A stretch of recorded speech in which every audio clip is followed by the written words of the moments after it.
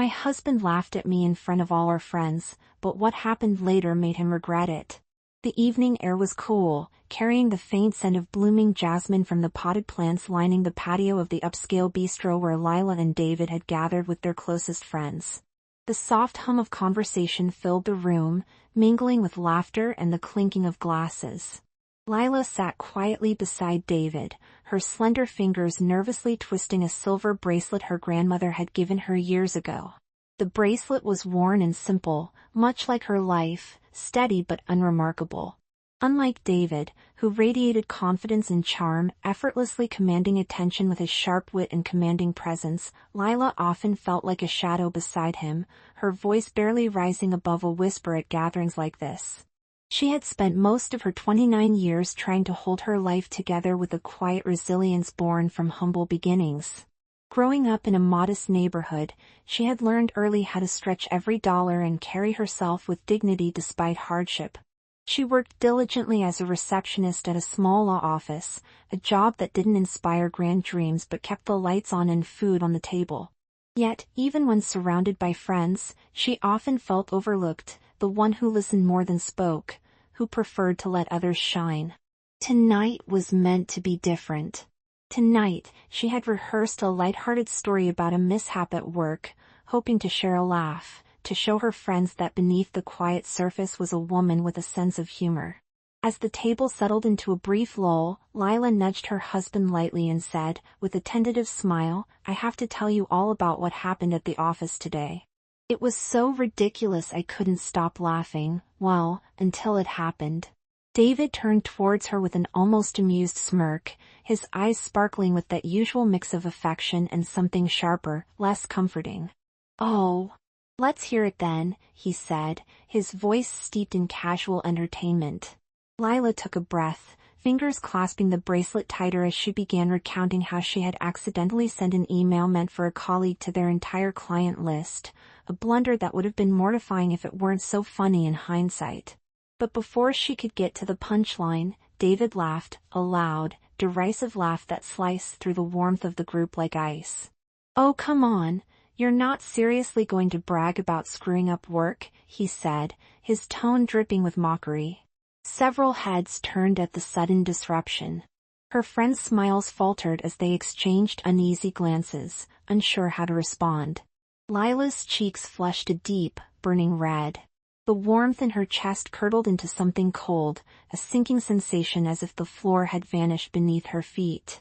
She tried to meet David's eyes, searching for even a flicker of the tenderness she longed for, but he looked away, smirking as if she had just stumbled through some crude joke.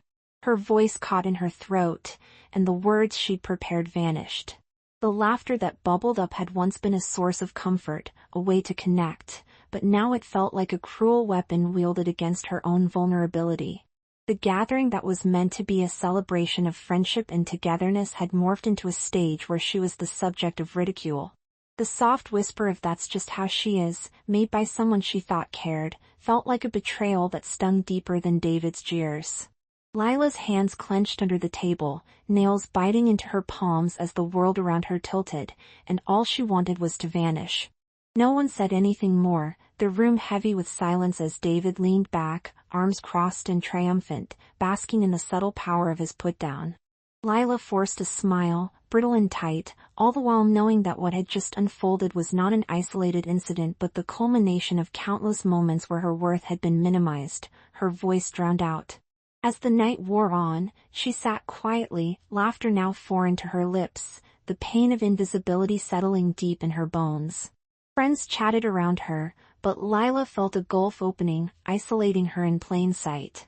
She wondered, not for the last time, if she mattered at all, if the woman she was, the one who tried so hard and loved fiercely, could ever be enough. Did anyone really see her beneath the quiet demeanor, the plain clothes, the small blunders? Was she destined to be the punchline, the afterthought, always eclipsed by David's bright light? The questions churned silently, a storm beneath her calm exterior. As the evening ended and the group said their goodbyes, a hollow ache settled in her chest. She knew this night would live with her, not just as a memory of humiliation but as a trigger for the change she desperately needed, though she didn't yet know how to begin. Her fingers brushed the bracelet once more, a faint reminder of roots and resilience. Could she find the strength to stand up from the shadows? Could she reclaim her voice in a world that so often refused to hear it? She glanced toward David, who was already engrossed in conversation with another friend, oblivious to the tempest inside her. Lila swallowed the lump in her throat and stepped out into the cool night, the city lights twinkling like distant promises just out of reach. In the quiet solitude, beneath a sky dusted with stars, she let herself ask, what happens next when the laughter is no longer meant to hurt? For those of us who have ever been dismissed or laughed at, what courage is left to rise up? If you've ever felt invisible or silenced in a room full of people, take a moment to reflect on that feeling. What would you do if the person you trusted most turned against you in front of everyone? In the days that followed that humiliating dinner, the sting of David's laughter lingered in Lila's mind like a persistent echo in a hollow room. The memory of his mocking tone replayed relentlessly, turning her confidence to dust and amplifying every self-doubt she had ever harbored. Each time she passed the mirror, hesitant eyes caught fragments of a woman she barely recognized, someone carrying unseen scars beneath a quiet veneer. Office hours, once a comfortable routine, became a labyrinth of whispers and furtive glances she imagined but dared not confront.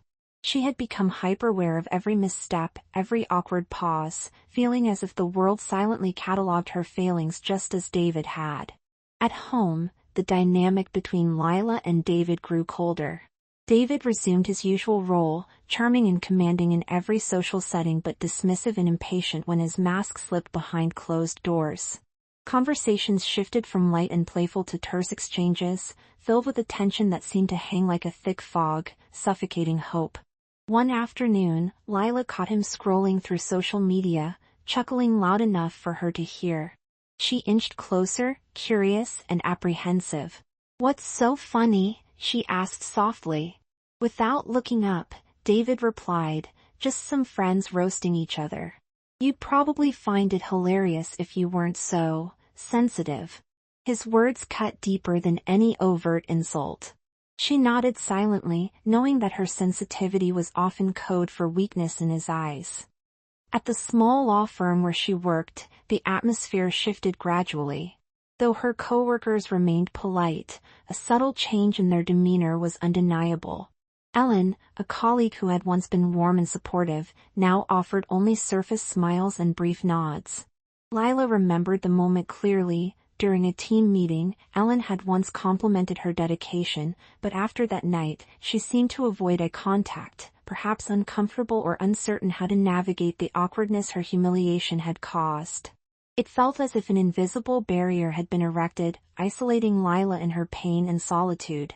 One afternoon, during a coffee break, Lila confided in her closest friend at work, Maria, a spirited woman with a disarming laugh and an empathy that made even the bleakest days a little warmer. "David laughed at me," Lila whispered, her voice trembling. "In front of everyone. I felt small. Like I wasn't even there." Maria's expression softened, and she reached out to squeeze Lila's hand. "You don't deserve to be treated like that," she said firmly. "No one does. You're stronger than you think." For the first time in days, a flicker of hope ignited inside Lila's chest.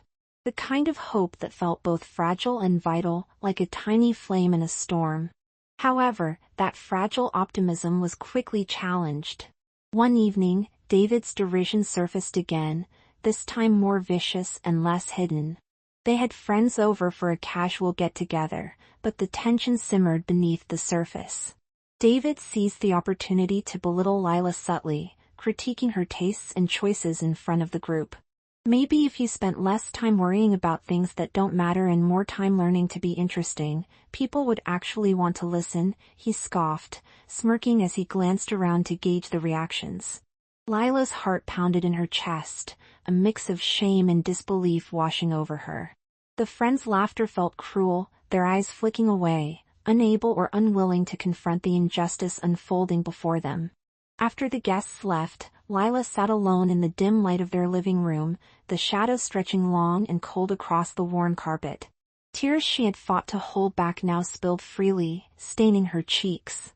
The humiliation was more than just momentary embarrassment, it was a wound that dug deep into her self-worth. She touched the bracelet on her wrist, a solitary reminder of better days and inner strength, but the weight felt heavier now. Doubt gnawed at her. Was she truly invisible and unimportant? Was this how the rest of her life would be? A constant battle against relentless belittlement and diminished hope? Yet, even amid that deepening ache, a quiet voice inside resisted surrender. It whispered that life couldn't be this way forever, that she had the power to change her story even when everything seemed stacked against her. Still, the road ahead was unclear, obscured by the shadows of fear and uncertainty that held her captive. She wondered how many more times she could endure feeling small before breaking. How much courage did one need to reclaim dignity after being so thoroughly dismissed? In moments like this, it's easy to wonder how someone finds the strength to stand tall again, to press forward when those around you seem to cheer for your downfall. Have you ever experienced a moment when the very people you depended on became the source of your deepest pain? What did it take for you to find the light again? The journey of healing is often paved with painful truths and unexpected allies, but it is also the path to rediscovering who we really are beneath the weight of others' judgments. The mornings after those crushing nights were the hardest. Lila woke in their small bedroom, the soft gray light filtering in through the curtains, and for a fleeting moment she could almost forget the weight pressing down on her chest. But the silence, that heavy, oppressive silence, reminded her of the void that had been growing between her and David, between her and who she used to be. At work, she moved like a ghost, answering phone calls with a rehearsed politeness, hiding behind a faint smile while her mind replayed the words, the laughter, the looks that had broken her self-esteem so thoroughly. She thought about quitting, escaping the steady erosion of her confidence in a place that now felt like a cage rather than a refuge. Yet something restrained her. The small voice Maria had sparked days ago kept murmuring beneath the despair, "You're stronger than you think." But what did strength look like when you felt so small? Lila had begun to avoid their usual gatherings, fearing that any social scene with David would only plunge her deeper into humiliation. Still, she longed for connection, for someone to remind her she mattered. At the office, Maria remained a steadfast anchor, sending her small texts of encouragement and asking how she was really doing. "It's okay to feel lost sometimes," Maria said gently one afternoon, as they sipped coffee in a quiet corner of the break room. "But you don't have to face this alone." The kindness in Maria's eyes was balm to Lila's raw spirit.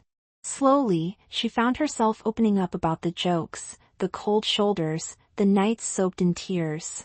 For the first time in weeks, Lila felt seen. And that feeling, fragile and new, stirred something inside her that she had long forgotten: hope. Outside of work, though, the isolation persisted.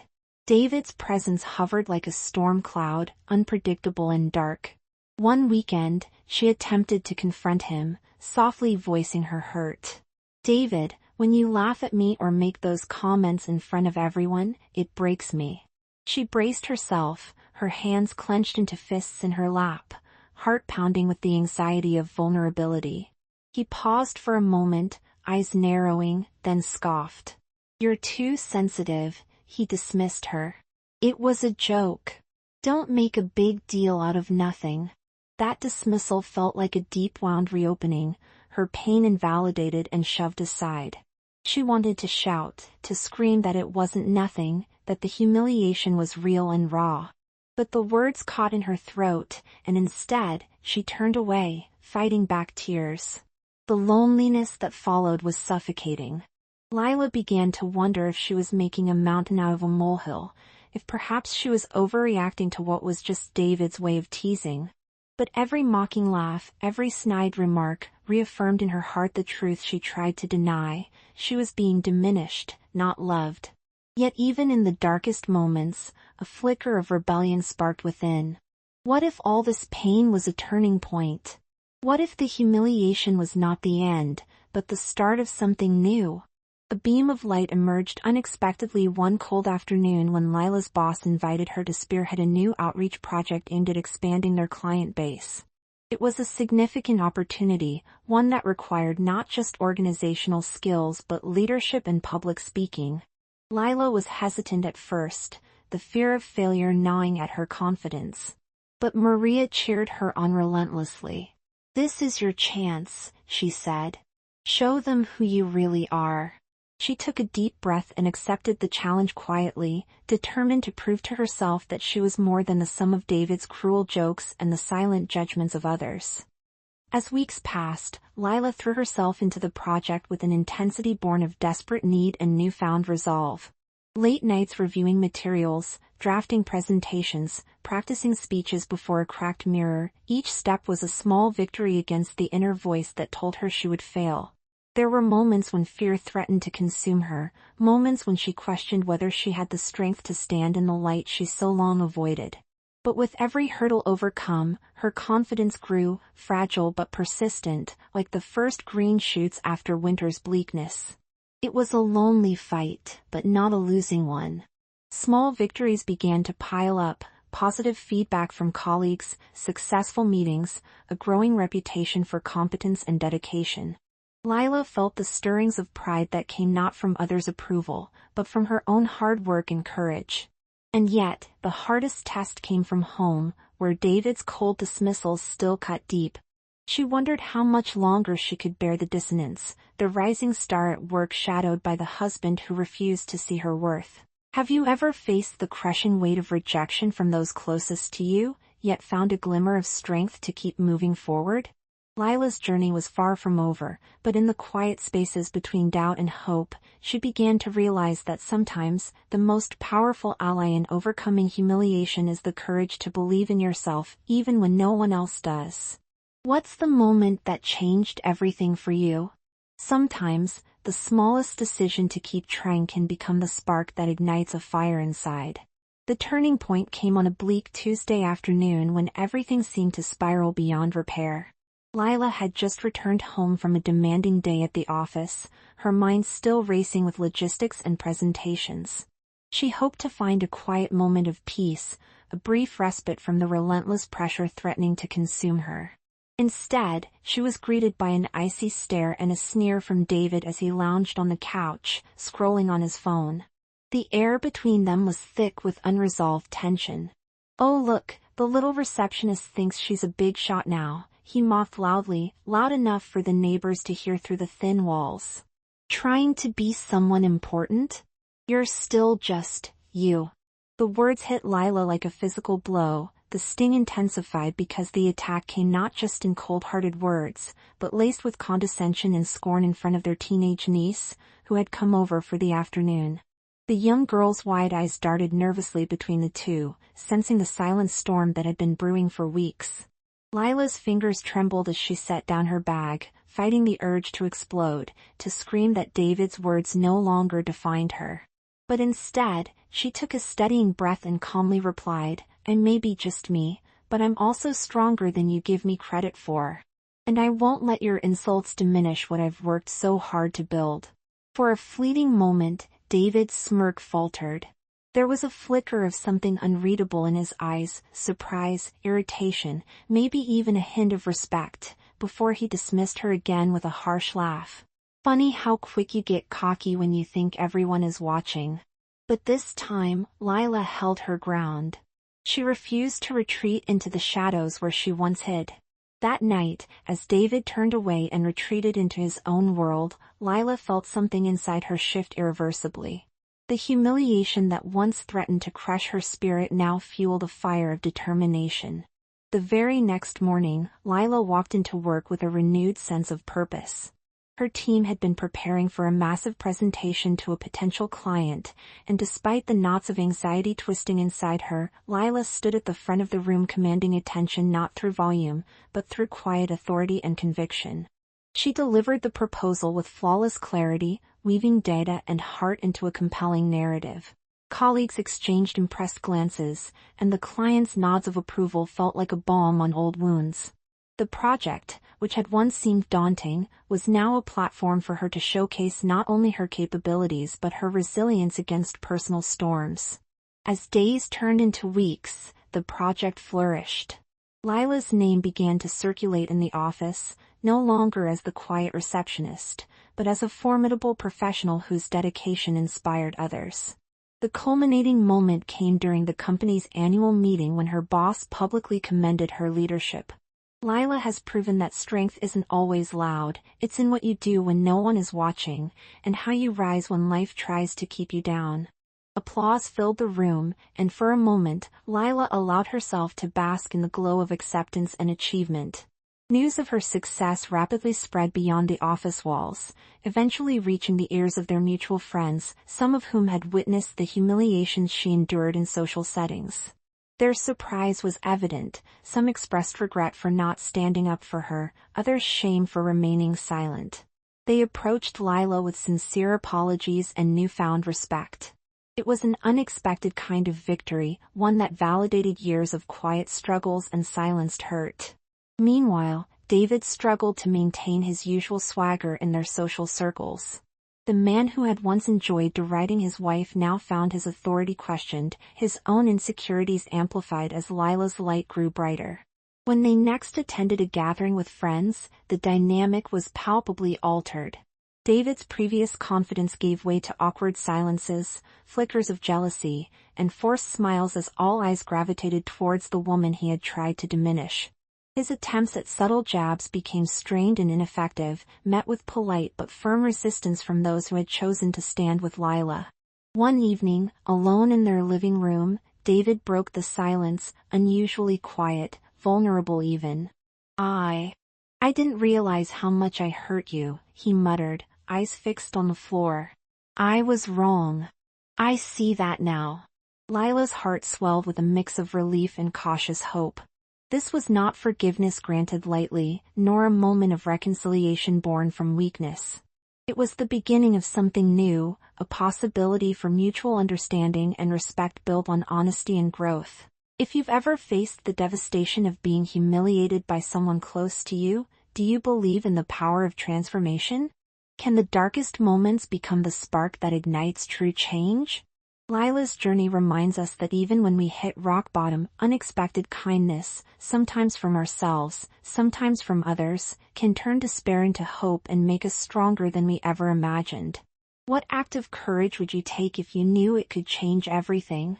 The atmosphere in their home had shifted in subtle but telling ways.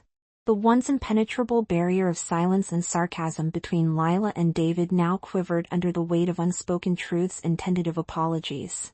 But rebuilding a fractured relationship required more than words. It demanded action, accountability, and a willingness to confront painful realities. When the opportunity arose for Lila to express the depth of her hurt and the strength she had forged through adversity, she seized it with quiet resolve.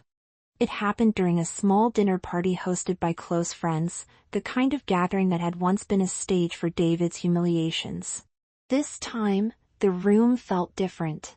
The air was charged, expectant, as Lila sat poised, her eyes steady and clear beneath the soft glow of the chandelier.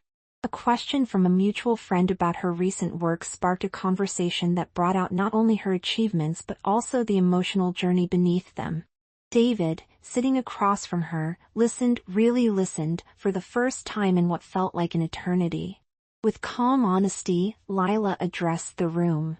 "For years, I felt invisible, belittled by the person who should have been my greatest supporter. Tonight, I want to say that no one deserves to be laughed at or dismissed, especially not by those we love. It takes courage to rise from humiliation, to reclaim your voice and value.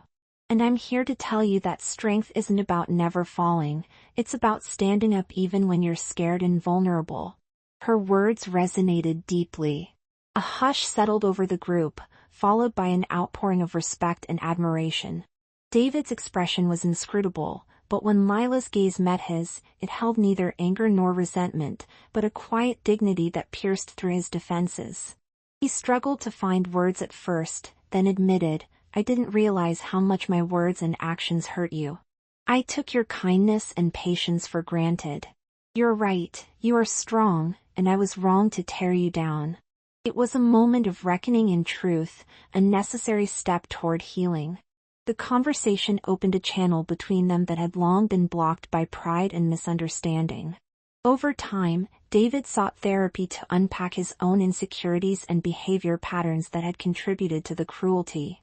He became increasingly mindful of his words, practicing empathy and respect in ways that slowly but surely mended their fractured bond.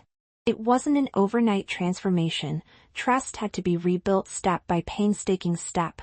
For Lila, this process was both difficult and liberating. The courage to confront pain and demand respect reshaped her perspective on herself and their relationship. No longer willing to accept humiliation as a norm, she learned to set boundaries and assert her worth with confidence. The project at work continued to flourish, reflecting the radiance of her renewed self-esteem. She found joy in small victories, a genuine smile from David, a shared laugh without mockery, the simple comfort of feeling seen and valued. The ripple effect went beyond their marriage. Friends and colleagues noticed the change, inspiring those around her to reflect on their own relationships and treatment of others. Lila became an unintentional advocate for the power of resilience and respect, her story a beacon for anyone grappling with silenced pain. It was a testament to the idea that setbacks and humiliation do not define us, our responses do. One afternoon, as Lila walked through a bustling city park, sunlight filtering through the leaves and warming her face, she felt a profound sense of peace. The journey had been arduous, marked by moments of doubt and tears, but she now understood that her worth was inherent, untouchable by others' judgments. The laughter that once wounded her no longer held power. Instead, it became a reminder of how far she had come. Have you ever confronted someone who belittled you, demanding change not only from them but within yourself? What did it take to reclaim your strength and dignity? Lila's story is a powerful reminder that the path to justice and transformation is often paved with courage, patience, and the unwavering belief in one's own value. When we refuse to be defined by humiliation, we open the door to profound growth and healing. What would reclaiming your voice mean for you? Years later, standing in front of a modest yet warmly lit community center, Lila couldn't help but smile at the crowd gathered to hear her speak. The woman who once shrank beneath the weight of ridicule now radiated a calm, unshakable confidence that filled the room.